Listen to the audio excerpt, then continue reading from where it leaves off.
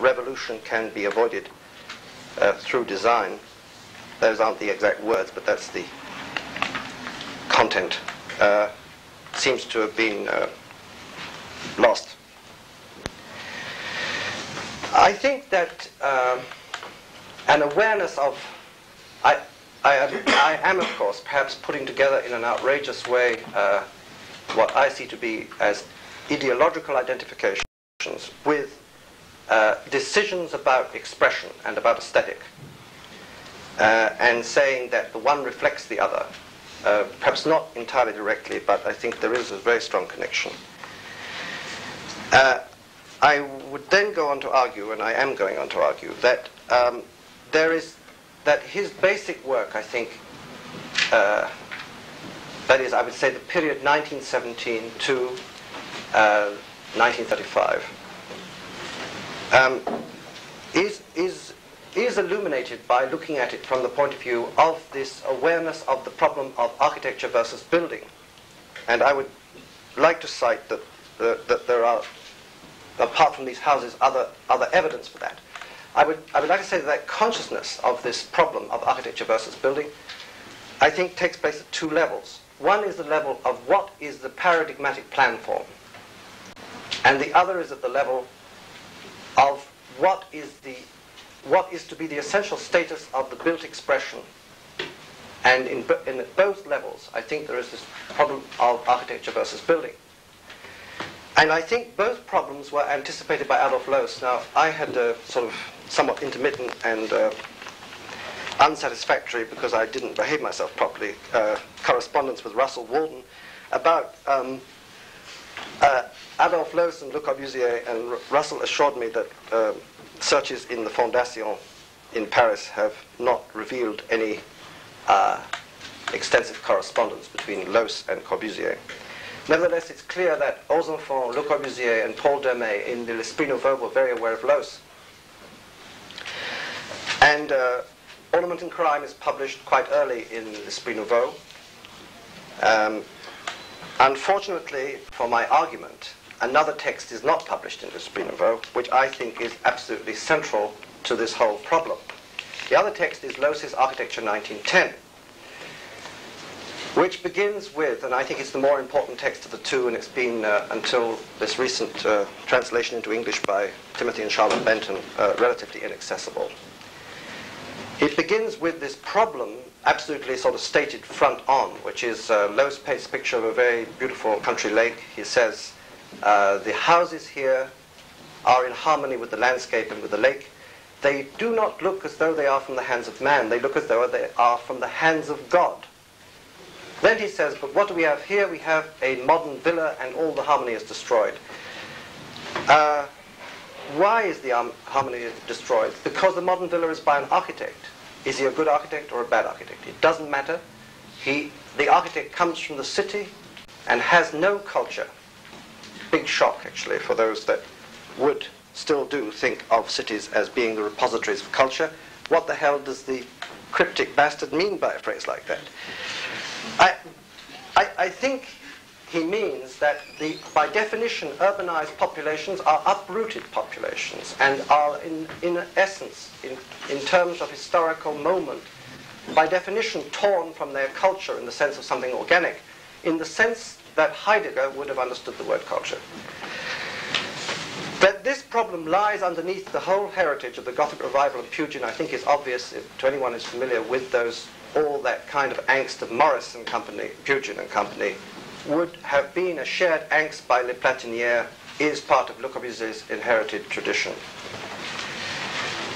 Therefore, we get in 1924, I think, a very elegant statement of the problem, but again, as Alan has reminded us, in sort of in code, in cryptic terms. There is this extraordinary drawing which is called Four Compositions.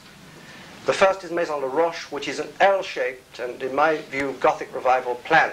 It's bracketed entirely by itself. The other three compositions are referential, it seems to me, to the architectural paradigm. The first statement of it is the pure cube, and there are two versions of resolving the problem of building in relation to architecture, of trying to make some synthesis between the two at the level of plan. Because La Roche is stuck into the cube, so to speak, for Poissy, and the free plan is used as an illusion between building and architecture. In other words, something that will make up for the double condition and the double standard in the other composition, which obviously indicates either Carthage or Gauche. The next part of the argument goes that Le Corbusier was conscious of this opposition at levels other than that of the plan form, namely at the level which we see most clearly in the weekend house, which is the level at which the built process is or is not allowed to enter into the architectural expression. In Gauche, in Poissy, in the projects for the Villa Maya, in all the projects that appear in verse and architecture, in the maison Citroen, the built process is always suppressed.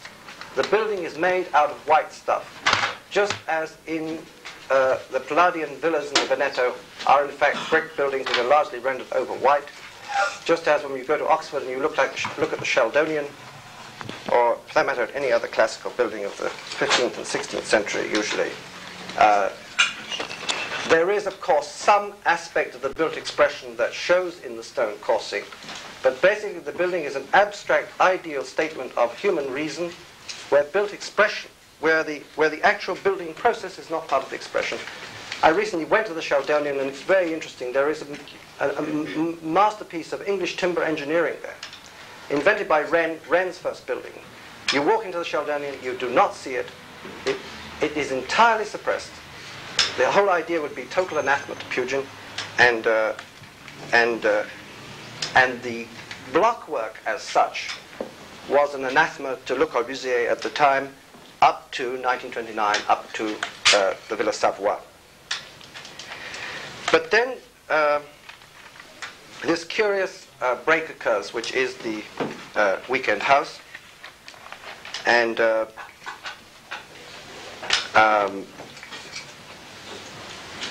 this shift away, I think, from the principles that are explicitly laid out as the 5 points of the new architecture of 1926 and as the 4 compositions of 1924. There's not very much more I want to say about it, except that it's a fact, and that if you compare, if you like to say, well, look, he had used those forms before, that in the Maison Monole one can find vaults. Well, all I want to say is that in the Maison Monole, the description, if I remember correctly, that accompanies the Maison Monole in Vers and Architecture prides itself on the high-tech quality of the modular concrete that would be precast, on the spray concrete that would be put over the shell of the vault. In fact, once again, it's all to be white, basically, in quotes. It's all to be machine-made, rationalized stuff, economically laid in place, that would express the abstract space volume more than anything else. And of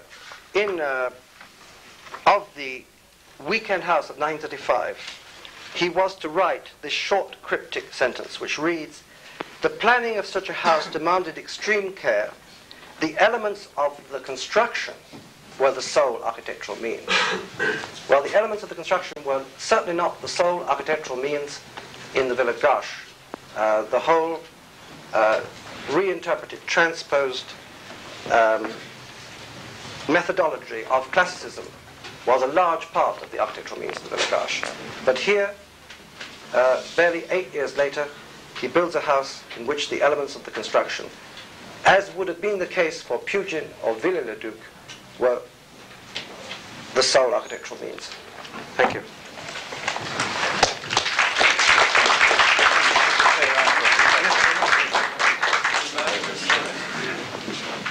Thank you, Ken.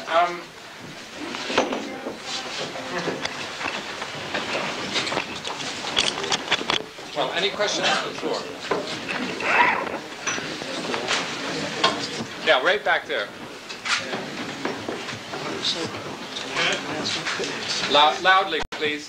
So why do you think that this building came out at that particular time for Corp? Do you see it as a personal atavism going back to the Palladian? Do you see it as a comment on societally what was happening in Germany, industrial rearmament. And after that, do you see it as making a statement about anything? Do you see it as prescriptive? Or is it simply the emergence of a dilemma that's felt? Well, you know, I mean, you have to remember that the League of Nations is you know, maybe we've been sold a big myth, but I think was an enormous cultural shock within what was the high optimism of the architectural enlightenment, as I choose to call it, after the First World War. And I mean, I don't know whether that story has ever been properly told, but the only version of it I know is the winning of the competition and the disqualification on the grounds of a technicality. I mean, technicality of presentation. The reaction of the whole avant-garde to that was the formation of Citroen, as most people know. It coincides with, you know, it's on the threshold of the Depression. 2 years later, the Depression occurs. I think Corbusier was extremely aware of the Depression and of its inflammatory potential, because he was part of this syndicalist movement in Paris that Philippe Lemour, Hubert Lagardelle, who were kind of utopian socialist technocrats, block architects, who actually published a political journal, really, when it comes down to it, in Paris, to which he contributed. I think he's very conscious of the inflammatory potential of the Depression. And then, you know, within a few more years, that is, by 1932, the Russians have abandoned the whole game and are back into what, from his point of view, would be Pompier work in the institution of social realism. I just think, you know, I don't know how conscious it is, but I think right there the dream cracks, you know. And I think there is a going to earth, you know, that is to, which I think leads to Roche, actually, and to the later expression. I think the going to earth begins right there, actually. The returning to roots, in a way, you know. You know, he is on, it isn't directly connected, but he's on record as saying, I think, somewhere or other, when people ask me where I come from, the more and more I feel myself to be from anywhere. But if I ask where my roots are, I think they are in the Mediterranean. You know. I think, of course, they were not. They were in the Jura. But in terms of this search for roots, I think, I would say that work, the Weekend House, and Irosaurus, has a conscious Mediterranean vernacular is being striven for. Ken, I'm not sure that I'm convinced, actually, about your break, because if you look at the context, you see that throughout the 30s, Le Corbusier wasn't getting very large commissions, A, and B, he was still doing very, very large projects of the kind that he'd been doing throughout the 20s. So I don't see how you can say that he'd lost faith in the idea of the rationalist idea of society being somehow saved by architecture. Because the projects really were, there was a continuity in the projects. There wasn't the same break in the projects that you're pointing out did in fact exist in the real work. And at least to some extent, the reason why that real work changed was because the projects got thin on the ground during the Depression. And you know, they were very small projects. Probably where economics were. He did very large planning projects. Yes, that's exactly what I'm saying. He did very large planning projects, but they remained projects. But his actual commissions rather dwindled at that period. And that might partly, at any rate, explain the vernacular direction which they took. Yes, you know, you're right. Now, I don't think the break is quite so sudden. I probably have overstated the case, but I think the deep confidence in a machine-age civilization, which is an Enlightenment idea, right? What else can it be? You know, is you know, the cracks of it, the beginning of the seeds of doubt, I think, are there. You know. What about all the remarks he makes in the letter to Tiger? The letter really, in one sense, it's Tiger who's putting forward what you call No, that's not true. That's a false... I mean, I used to think that, but that's not true, because you see, the Neue Cyclicite architects, although they have this argument about architecture and building, are equally committed to the Enlightenment. I mean, they don't believe it, yes, but you see, that's not the split. I mean, there is that split right there, and Le Corbusier takes a classical position in defending the Enlightenment as an extension of humanism against left-wing positivism. But the left-wing positivists also inherit some of the project of the Enlightenment, because they also believe in a brave new world, right? I mean, when you think of their attitude to urbanism, both of them, they both want to tear it all up, you know. They want to get rid of the street and stick it all on legs and have roads going all over the place, right? And so I think, you know, that they fight each other, but they have some common ground in the belief in the Enlightenment. But then I think there's something else happening with this monster, because I think it's an extremely sensitive and you know, well, emotional, the term has been used, you know. I mean, I think this grabbing for objects evocative of poetic emotion, this return to the vernacular, is outside the fight with the Germans, you know. It's a deeper disturbance. It's like, you know, is the Enlightenment going to kill all of us, you know? I mean, he never said such a thing, but... You know. I'm not so sure about the Enlightenment. Doesn't the Enlightenment allow to have to speak both of architecture and building? I mean, isn't the Enlightenment sort of an area or a realm or a body of ideas that are sort of that allow both? I mean, both architecture and building. The thing, what I not quite understand is it really possible to identify rationalism in the way we tend to think of it in the context of the architecture between 1920 and 1935 with the Enlightenment and interest for vernacular phenomena in architecture and use of them in building or architecture as being something linked to another tradition, which is Pugin arts and crafts. I just wonder whether architecture is not a term that does not coincide with any of those two cultural, very huge cultural, I would almost say clouds of ideas. I think that architecture is a term that goes across the borders. I mean, that architecture goes across the border into that sort of Pugin arts and crafts tradition. I mean, Ruskin's book was not on the 7 lamps on building, but 7 lamps of architecture. No, the point is well taken, but I still think, you know, we kind of we inherit it so strongly that even the first reactions against it. I mean, after all, at some point or other, you can say this is just a linguistic discussion of no relevance at all. But I mean, it strikes me that we do have these two words all the same, you know, and we've used them in different ways. And for me, I don't know whether Heidegger is right or not. I mean, I don't know German, you know. But if the argument is correct, it's extremely interesting, it seems to me, in terms of the deep implications of the word building in relation to a concept of what is man, as opposed to what would be the implications of the term architecture, given where architecture is rooted in what our inheritance is. You know, that's... You see, in Ruskin's use of the 7 lamps of architecture, you can just say, is Ruskin's innocent, so I can make that argument. You know, even though Ruskin is aware of the problems of the division of labor, say, that arise out of the Enlightenment program, deeply aware of it, you know. Isn't this up to a point something to do with the source of inspiration rather than the categorization of architecture and building?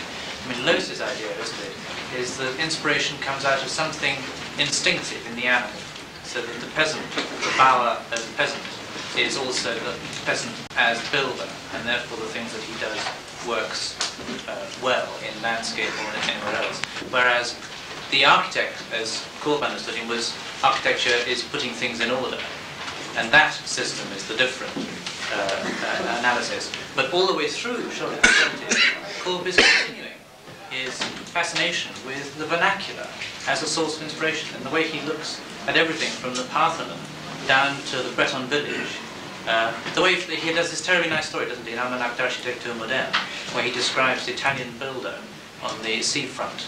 And one day the Italian builder decided to build a reinforced concrete dance hall, and he just does it, just like that. And that is, there's a little drawing which shows a Corbusian reinforced concrete structure. And so that all the way behind the rationalism of Cole, I'm suggesting there may be this kind of peasant instinct idea. I think so, but then I think the experience in La Chaux de Fonds would be the roots of that, really the roots of it, and that house Villa-Jacques met, even though Fallet is very conscious of that, very conscious of that. I'm sorry. Well, I'm afraid we'll have to cut that short. Thank you very much, Ken. Well, we have to be out of here at 6, in fact, and that gives us only really half an hour more to talk. We've had architects talking, critics, and historians talking, and now we have a real person, a person who's actually lived in Corbusier's world, small world, or architectural world, M.Sarin, who's actually also an architect, so she isn't a real person. And she's going to be talking about the work, the housing in Chandigarh.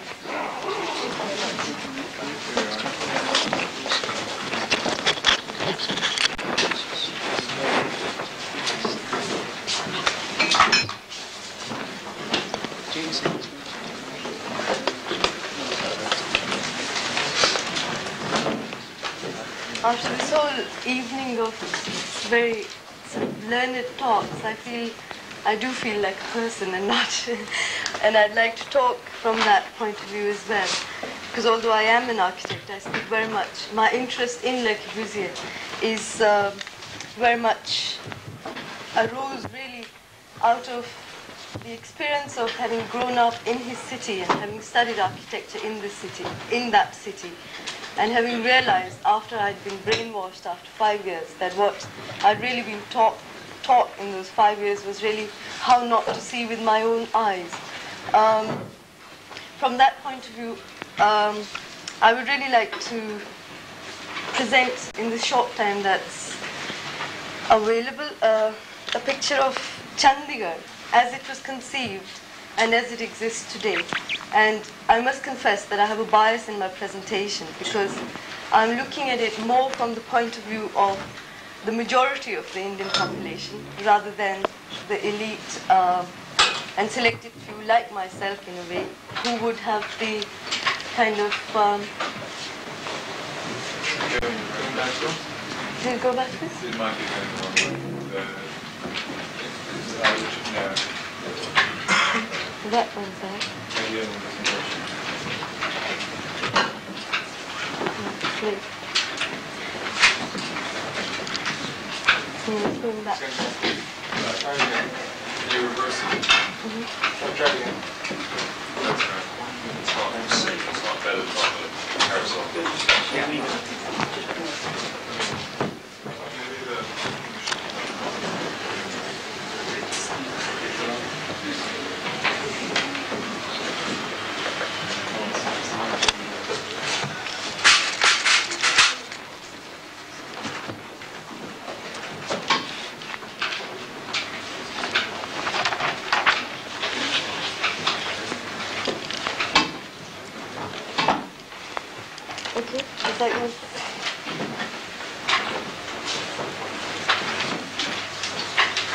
Right. In the way I've got my slides organized, I'm afraid they're not very, either very comprehensive or very well structured. But I thought perhaps better than a lot of the words that I could speak in this time, probably the images will communicate better what I really want to talk about. Another thing which sort of distinguishes what I'm really talking about from all the previous talks is that it's not so much about architecture, it's about planning and a city as against a building. So what I really want to look at is the role of architects and planners in the creation of an urban environment as well as system. And if, as in the case of Chandigarh, and as I think Le Corbusier tried very much to do, and I think he sincerely believed that was the right thing to do, was that it was possible to do, was to reform society through the control of the built environment. Because of his abilities as an artist and someone concerned very largely with visual and aesthetic matters, he attempted to create a utopian or idealistic society, and his element of control, his reliance on its success was based on the assumption that so long as you control the built environment and the physical framework of the city, you can create the society that you tried to create. In Chandigarh, I think maybe I should just give you a very brief kind of summary of what the plan is all about. I assume most of you at least know basically what it is, and what circumstances under what circumstances it came about. Chandigarh was the product of historical circumstances which in many respects are unrepeatable. As a result of the partition of India in 1947, the province of East Punjab was partitioned and the old capital of the state went to Pakistan. So East Punjab, which on the one hand had received literally millions of refugees who had been uprooted, were suffering, had lost whatever they had, and was suddenly in Eastern Punjab. And there was no center and a place for the government of East Punjab either. So it appeared to the politicians and the new leaders of independent India as an ideal opportunity to use the creation of a capital for the state as a symbolic focal point and an expression of the aspirations of the new nation. So Chandigarh was very much more than an ordinary other city or a new town. And as it is in India, there have been many more new towns. It's just that you hear about Chandigarh and not so much about anything else. The circumstances which made Le Corbusier's association with Chandigarh possible are also, in many respects, important to understand why Chandigarh today is a kind of a dual city, which is what I really want to present through my slides, was that the new persons who were in charge in India had very high aspirations for the free nation that they had fought for. But as it was, these people represented a tiny minority of the total population. They included persons like Nehru and all the other senior kind of political and administrative figures who had had a lot to do with the fight for independence. And so when the opportunity arose to build a new capital, it was certainly very much the aspiration of these new people in charge to go and look for the best planner and architect for their new city. So the manner in which Le Corbusier was chosen was literally by two government officials getting bought a plane ticket to go around the world and find the best planner for their new capital. So these two ambitious, aspiring, in many respects very capable men came to Europe. I should also add, but I'm leaving that out, that prior to Le Corbusier there was in fact an American planner who had prepared a plan, but because of his architectural assistant getting, which was Matthew Nowicki, getting killed in a plane crash, it was necessary to get a new, the intention was to get an architectural advisor, but it turned out that Corbusier took over the planning functions as well. So when Le Corbusier was chosen, it was, he was visited by these two men in Paris, and to them he told them that I can design your city right here in Paris, in whatever it was, 24 Rue de Sèvres or whatever. They were insisting you must come and live in Chandigarh for 3 years because we can't get anything going without someone at the site. And he said, oh, he didn't want very much to try and persuade them that that was not necessary. He thought what would speak for itself was to buy them a train ticket to Marseille to go and look at Unité d'Habitation as an illustration of what he could offer.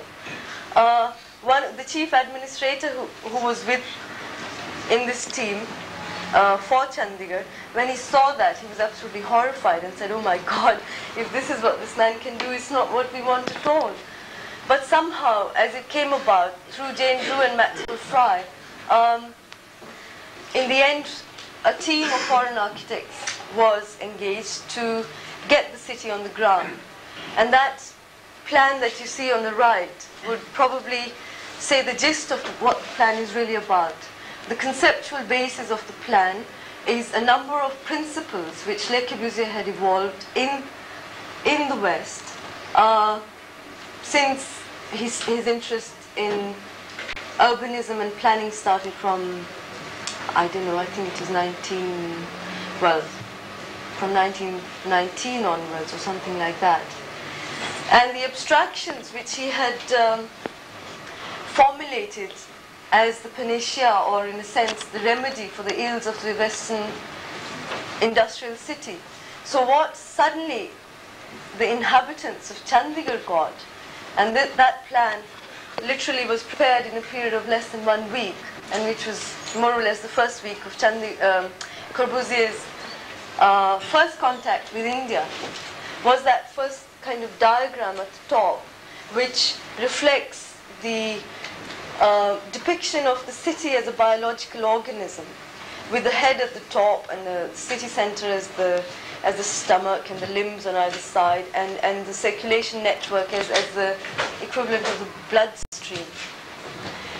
The unit of the city is the sector, which again in a very simplistic way is based on the concept that so long as within certain physical dimensions, which you see on the right hand corner at the top, that within that, if you have a unit which is large enough to make it to make the traffic kind of intersections necessary for traffic through the city not to be too frequent, and on the other hand large enough to support a community which would need its own primary school, its own secondary school, its own shopping facilities, etc., that you could create a self-sufficient community which would live in this unit of the city, which was like which is a neighborhood unit, which he called the sector. Of course, what was not taken into consideration in all that was the fact that Indian society had very little in common, firstly, with European or Western society, and two, not only was it very much underdeveloped and not industrialized, but that the kind of disparities you had in Indian society would make that thing a kind of an idea which could never be translated into reality unless you literally had a total social transformation. Because the assumption of that sort of basic unit is based on the fact that whatever is nearer to you, you would go to that automatically. That your kids would automatically go to the nearest school, you would automatically go to the nearest shops, and things of that sort. And of course what happens is that the poorer people living in a rich sector, who happen to be the servants of the rich, probably don't have their kids there in the first place. They are still left in the village. But if they have them, would probably might have to send them to the opposite end of the city, where there might be a government school within their reach. And vice versa. If a rich person is is living in one sector, and it so happens that the best kind of Christian school, which is considered supposed to have the highest, all these Christian missionary schools, which are supposed to have the highest status in that society, if they happen to be at the opposite corner of the city, they would naturally go there. The other conceptual basis is, of course, the traffic system, which is, of course, assuming that most of the traffic is going to be vehicular traffic, which till today is anything but the reality. I think 10% of Chandigarh's residents might luckily be car owners or scooter owners, but a majority of them either use their feet or bicycles or tricycle rickshaws or whatever. heaven. So Chandigarh today is a city with two faces. On the one hand, you have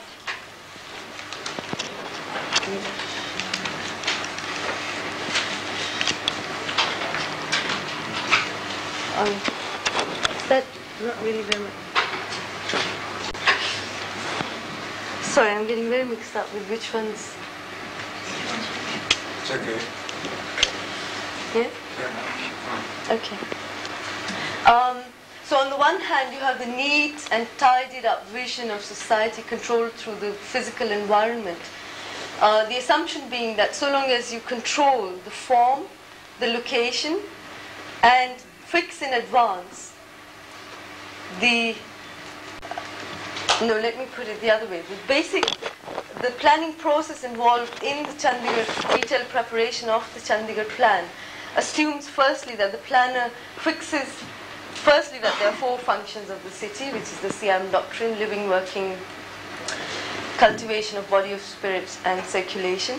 And that once you fix their location in the plan, firstly that planners have to fix their location in the plan, on the master plan, which assumes a rather static image of society in any way. Two, that after fixing that location, you have to design containers for these functions, which inherently, implicitly assumes that every activity must take place in built form.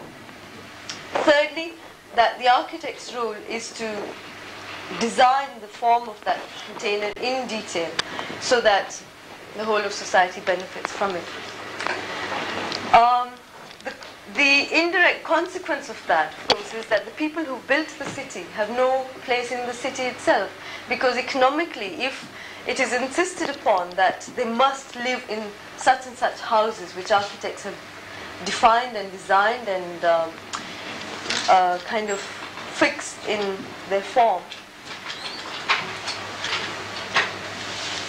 that is the kind of, I think I'll just quickly flip through these slides. That is the wrong way around, I'm sorry. That is the sector in a bit more detail. On the left you have the people who built the city, who after 25 years continue to live, representing something like 15 to 20% of the population, continue to live in abject kind of insecurity more than anything else, because they are under the threat of architects and planners sort of passing the verdict on them that they do not have the right to mar the beauty of their beautifully planned city. On the one hand, you have the formal kind of world in which the world of forms and control of the external kind of environment with which the architects are obsessed. On the other, you have these.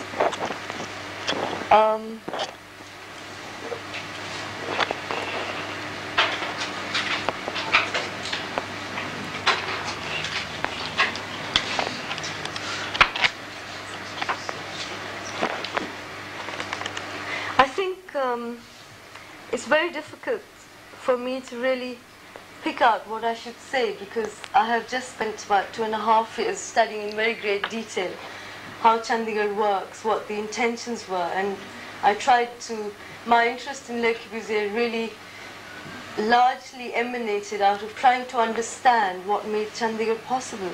How was it that he got away with persuading the Indian government, the people in charge, and in fact, as Alan said earlier, that Le Corbusier is still very much alive today, and in Chandigarh you feel his presence the most, because it's his ability, through his lofty intentions and high ideas expressed through his philosophy and sort of elevation of both architecture and urbanism to a very high sort of level, that it was possible to totally disconnect the abstract ideas and objectives from the reality. The point is that 25 years later, Chandigarh, in fact, large sections of Chandigarh's population suffer from their inability to have a say in the creation of their city. Le Corbusier's, in a sense, perhaps one can understand why this came about because of Le Corbusier's own sort of views about, on the one hand, he talked about the individual and the collectivity, and about the plan being the collective expression of a collectivity, and the way he actually designed the plan. He did not plan it for a start, he designed it.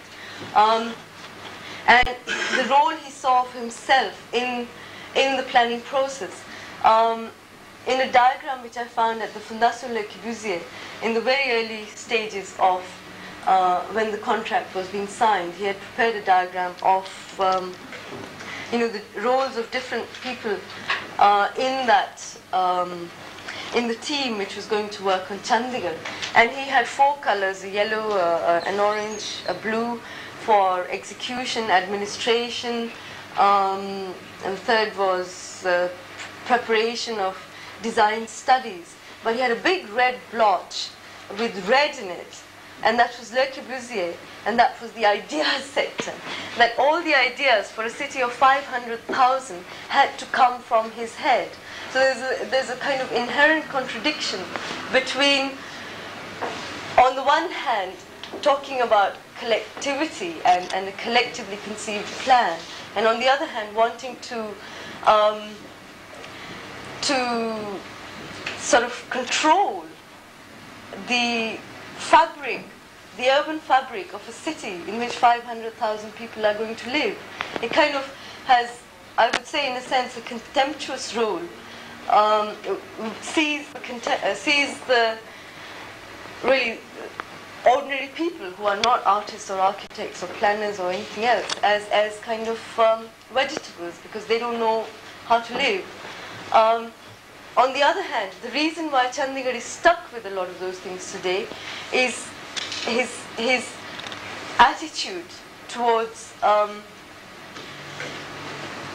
is his having been able to inculcate an attitude amongst the sort of young people, Indian people, whom he was also supposed to train on the side, of a kind of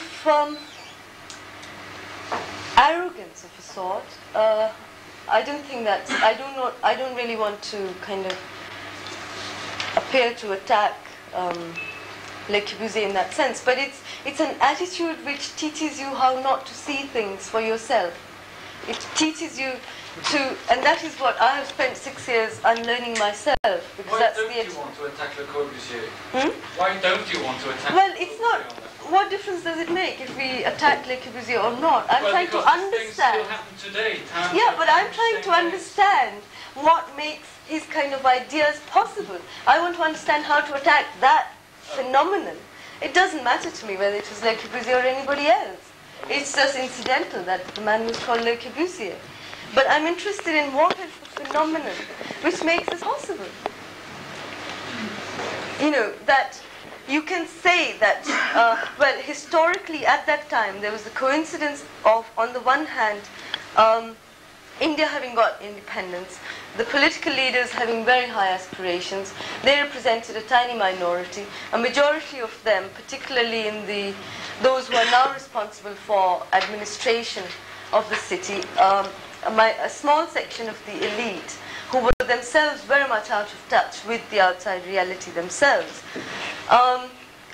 And on the other hand, Chandigarh happening at a time when Le Corbusier had been building up and had large,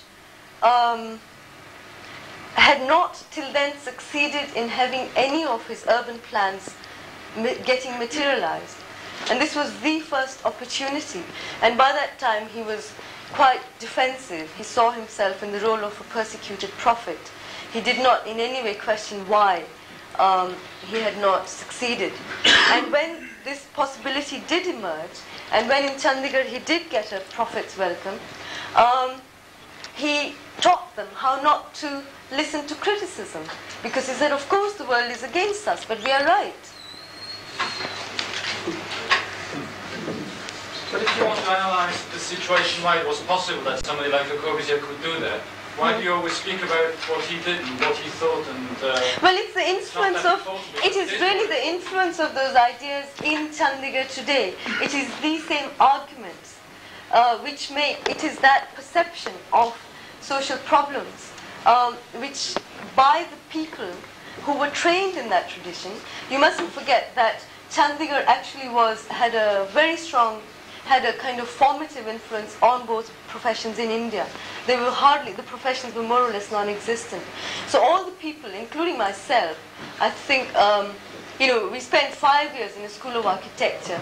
I grew up in Chandigarh. The first time I heard about Le Corbusier was when I went to the College of Architecture. And after that I was taught about how marvelous it was to think about space and form and scale and whatnot. And if anybody did anything which contradicted or did not, or if anybody did not agree with you, they were fools. And it is that attitude which makes it possible still today for planners to say on the one hand that that is right, because you must have a big road, even if it's empty. You must have beautiful buildings. They're set against the mountain. And on the other hand, these people who make the city work, who have built the city, that it is right for you to go and demolish those huts because it's not according to the plan. That they still refuse to make the connection, that is due to economic and social reasons, and not due to, I mean... But then we have to analyze these economic situations and not Le Corbusier's ideology. Why don't you make an attempt at analysis of this economic condition? But sometime well, I'm making a lecture. It's really interesting to listen to this lady and talk about Chandigarh and the problems as they are. But this lady, I don't know her name. You said that the real problem are the economic problems, and Le Corbusier is not the problem. And although no, well, you see, in the way that I spoke about the process of plan formation, I'm sorry, we're running terribly out of time. I don't know what I should do. Should I just quickly flip through the slide and let the questions... Can you flip through the slide and summarize in a second? Yeah. Okay. I'm sorry, we can carry on with the discussion.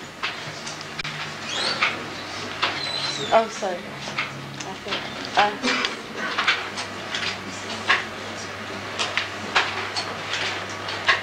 The point is that all these activities which I'm showing on the left-hand side are economically unviable in the built environment, which is mandatory in the master plan. So you get this contradiction. On the one hand, those buildings in the back, and on the front, the response of the people whose needs are not catered for. And the plan is totally insensitive to reply to. This marvelous concrete shelter is for parking trucks, but if people go and seek shelter underneath, they are kind of,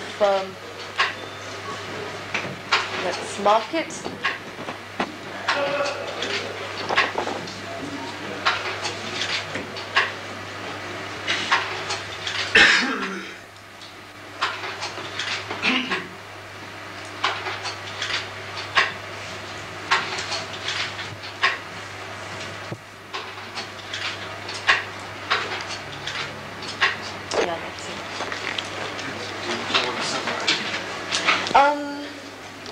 Well, I don't really know what to say. There's so much. I think it's better. You're running out of time anyway. So well, thank you very much.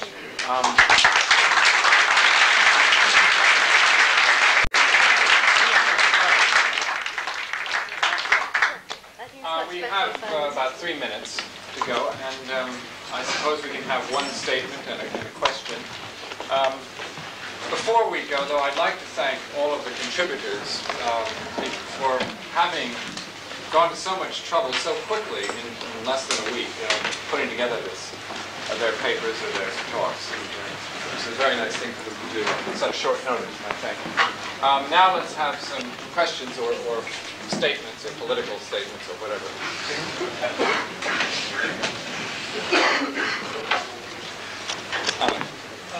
Well, again, I constantly so many of these papers, the word collectivist keeps coming up, and the question of whether Corbusier has succeeded or not succeeded in terms of the immediate reality.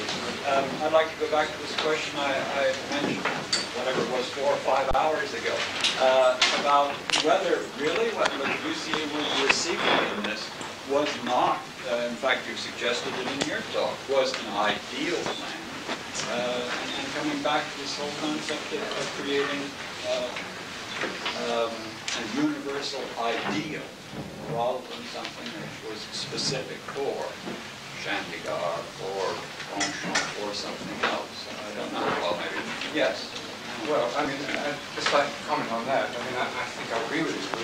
The point surely is if we look at the thing historically, there needn't necessarily be this incredible conflict between the world of pragmatics and the world of ideality. I mean, the world of ideality has always existed, and the world of pragmatics has always existed. Why is it today that so often the world of ideality and the world of pragmatics is in an unresolvable state of conflict?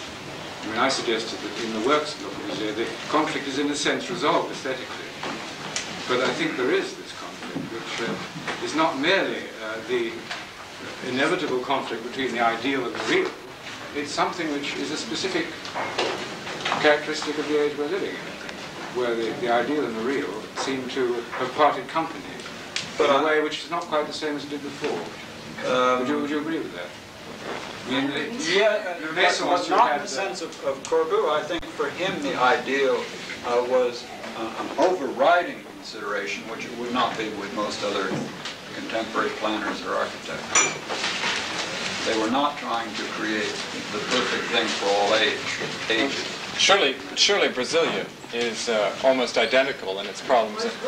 It's worse. And so, in a way, it brings, I mean, it is a problem universal to modern developments and modern estates, and the conflict between an architectural ideology that goes on in its self-reinforcing language and set of concepts and sets of definitions of what architecture is about, and another language, if you like, which might be called building in one sense and might be called something else, which is in direct conflict with that, both politically and economically.